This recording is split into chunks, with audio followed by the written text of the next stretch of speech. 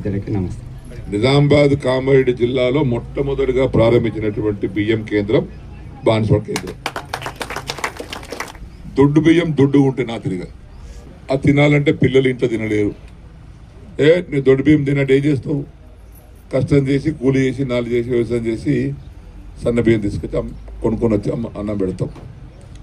ఆ బాధను తీర్చడానికి, ఆ బాధ తప్పియటానికి మన ప్రభుత్వం రేవంత్ రెడ్డి గారు ముఖ్యమంత్రి అయిన తర్వాత ఉన్నవాళ్ళు పెద్దలు ఏ విధంగా అయితే సన్న బియ్యం తింటున్నారో కుటుంబ సభ్యులందరూ, పేదవాళ్ళు కూడా దొడ్డు బియ్యంతో పనికిరాదు, వారు కూడా సన్న బియ్యం ఇప్పియాలి ఉచితంగాని ఫ్రీగా.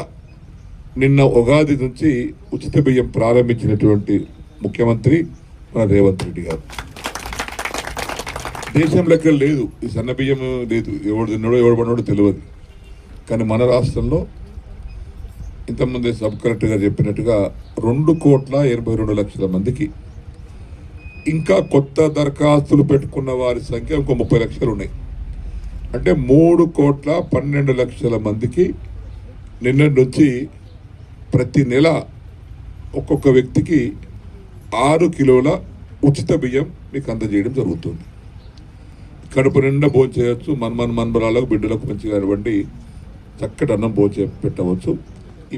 ఈ బియ్యాన్ని సకాలంలో సహకార సంఘాలు కానీ డీలర్లు కానీ ఏమాత్రం కూడా ఆలస్యం లేకుండా ప్రతి నెల తప్పకుండా సన్న బియ్యాన్ని సరఫరా చేసి వాళ్ళ ఆకలిని తీర్చవలసింది.